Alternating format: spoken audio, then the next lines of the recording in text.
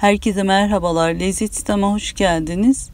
Bugün mutfağımdan kahvaltı sofralarımıza tam ölçü, tam kıvam, ezilmeden tane tane kayısı reçeli yapıyorum. Reçel tarifimi uzun süre bozulmadan, şekerlenmeden 1-2 yıl saklayabilirsiniz. İster hemen yemeye başlayın, ister kışa saklayın, sonra tüketin. Kayısı reçel tarifimi kesinlikle denemenizi tavsiye ediyorum. Püf nokta ve detaylarına dikkat ederek yaparsanız bu güzel sonucu elde edersiniz. Bunun için videomu sonuna kadar izlemenizi öneririm. Kayısı reçeli ölçülerini açıklamalar kısmına yazıyorum. Oradan da bakabilirsiniz. Ve reçel tarifimin yapımına geçiyorum. Kayısı reçeli yaparken aldığımız kayısıların olgun, sert olan kayısıları tercih edelim. Kayısıları bölmeden bütün yapacaksanız küçük olan kayısıları tercih edelim. Aldığım kayısıları önce bol suda yıkadım. Sonra su doldurduğum geniş kabın içerisine 1 tatlı kaşığı karbonat ekleyip karıştırıyorum. Yıkanmış kayısıları karbonatlı suyun içerisine alıyorum ve 1 saat bekletiyorum. Bu işlemi kayısı reçelimizin ezilmeden tane tane olmasını, ayrıca kayısıların yüzeyinde varsa kimyasal maddelerden arınmasını sağlıyoruz.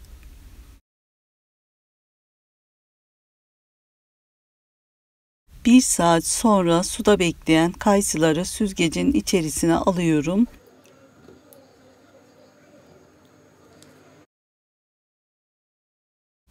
Kayısıların karbonattan arınması için bol suda yıkıyorum ve bir süzgecin içerisine alıyorum. Ve bir sonraki aşamaya geçiyorum.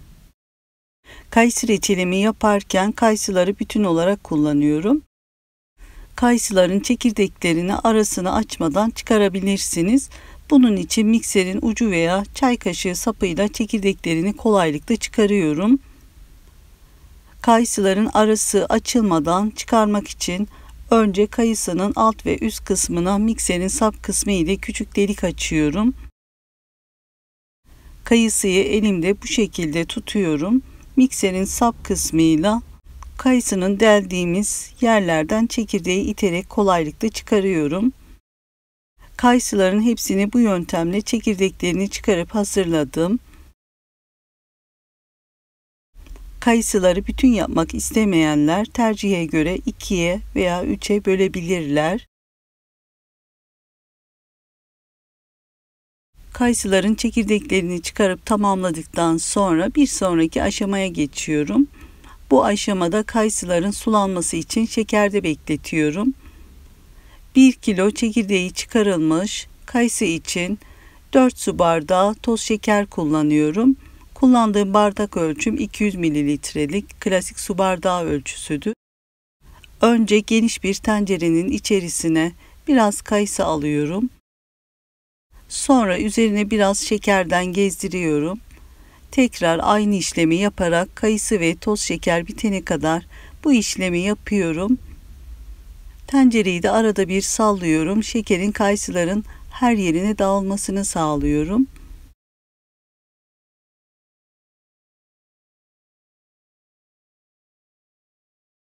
Şekerin daha hızlı erimesi için yarım çay bardağı su gezdiriyorum.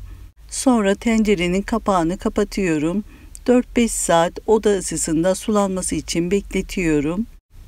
Çok uzun bekletilirse kayısılarda fazla yumuşama olur. O yüzden çok uzun bekletmiyorum. 4-5 saatin sonunda kayısılar sulanmış, gördüğünüz gibi. Tabanında erimeyen şekerler olabiliyor. Tahta kaşıkla erimeyen şekerleri yavaş yavaş karıştıralım.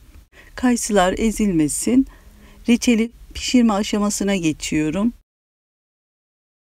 Tencereyi ocağın üzerine aldım. Orta ateşte kaynatmaya başlıyorum. Kesinlikle tencerenin kapağını kapatmıyoruz. Reçelimize bir fiske tuz atıyorum. Şekerlenmeyi önler. Tabanındaki şekerleri kayısılara zarar vermeden yavaş yavaş karıştırıyorum. Tabanında şeker kalırsa yanma olur. Bu da reçeli karartır. Tadına acılık verir. Buna dikkat ediyoruz.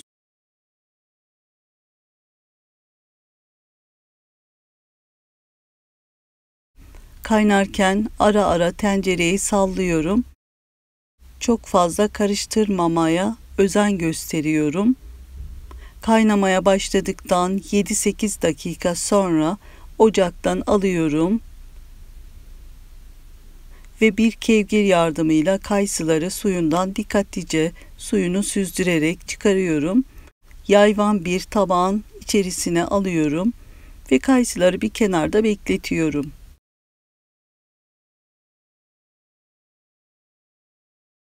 Tencerede kalan reçelin suyunu kaynatmak için tekrar ocağın üzerine alıyorum. Orta ateşte ara ara karıştırarak kıvam alıp koyulaşana kadar ortalama 15-20 dakika arası kaynatıyorum. Üzerinde oluşan köpükleri kaşık yardımıyla alıyorum. Reçelin şerbeti koyulaşmaya başladı. Cam tabağın içerisine bir kaşık suyundan alıp bakıyorum. Gördüğünüz gibi kıvamı oldukça koyu.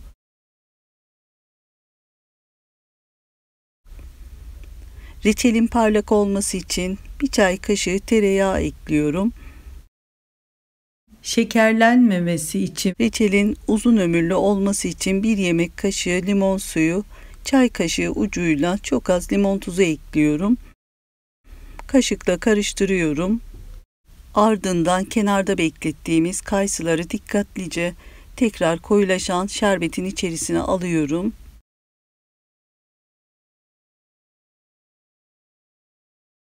Kaşıkla yavaş yavaş suyun içerisinde kayısıları ezmeden dağıtıyorum. Fazla karıştırmıyorum. Tencereyi ara ara hafif sallıyorum.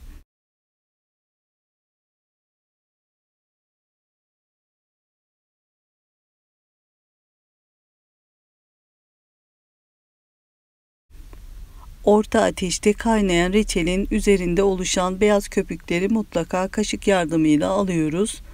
Alınmazsa reçelde şekerlenme olur.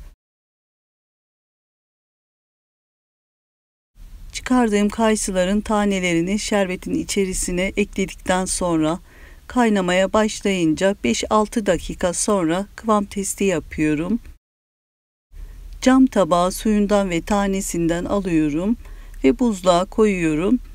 2-3 dakika sonra reçelin soğumuş kıvamına bakıyorum. Kayısıda ezilme yok gördüğünüz gibi. Reçel suyunun kıvamı ne çok koyu ne çok sulu, tam ekmeğe sürülen bal kıvamına yakın gördüğünüz gibi. Reçelin suyu da cam gibi parlak. Bu ölçüde bu kıvamda reçelimizi ortalama 30-35 dakikada pişirerek hazırladım. Ev yapımı kayısı reçelimiz hazır. Ocaktan aldım, soğumaya bırakıyorum. Süreye takılmayın. Bu süre reçelin azlığına, çokluğuna göre değişebilir. Kayısı reçelimiz oldu. Gönül rahatlığı ile bir yıl bozulmadan tüketebiliriz. Reçelimizi ister kavanozlara sıcak doldurup vakumlayın. 1-2 yıl bozulmadan serin karanlık bir yerde saklayabilirsiniz. İster soğuk doldurun, kapaklarını sıkıca kapatın. 1 yıl bozulmadan serin karanlık bir yerde saklayıp tüketebilirsiniz. Ben reçeli tamamen soğuduktan sonra küçük bir tabağa kayısı reçelimizden kaşıkla tane tane alıyorum. Üzerine biraz suyundan ekliyorum. Kayısılar ezilmeden mis gibi kokusuyla rengi ve kıvamı tam istediğimiz gibi oldu. Kalan soğumuş reçelleri temiz kavanozlara kaşıkla yavaş yavaş dolduruyorum. Çekirdeğini çıkardıktan sonra 1 kilo kayısı için 800 gram toz şekerle hazırladım. Kavanozun ağız kenarlarını nemli bezle siliyorum ve temiz kapakla sıkıca kapatıyorum. İster buzdolabında ister serin karanlık bir yerde saklayın. Bu reçelleri şekerlenmeden 1 yıl bozulmadan tüketebilirsiniz. Cam gibi parlak kayısı reçelimizi kendi suyunda kaynattım. Tane tane ezilmeden tam ölçü tam kıvamında çok lezzetli bir kayısı reçeli tarifi hazırladım. Kesinlikle denemenizi tavsiye ediyorum. Kayısı reçeli sevenler için ev yapımı en doğalından bol taneli misler gibi reçel oldu. Renginin güzelliğini de görüyorsunuz. Kayısı reçelini yazın mevsiminde bolca yapın. Yazın ve kışın afiyetle tüketin. Kayısı reçelini sadece kahvaltılarda değil, birçok tatlılarda, pastalarda, kurabiyelerde üzerinde ya da içinde kullanabilirsiniz. Videomu buraya kadar izlediyseniz, beğendiyseniz beğeni ve yorumlarınızı bekliyorum. Henüz kanalıma abone değilseniz abone olarak bana destek verebilirsiniz. Videomu izleyen herkese çok teşekkür ediyorum. Başka tariflerde görüşmek üzere. Hoşça kalın, sevgiyle kalın. Allah'a emanet olun.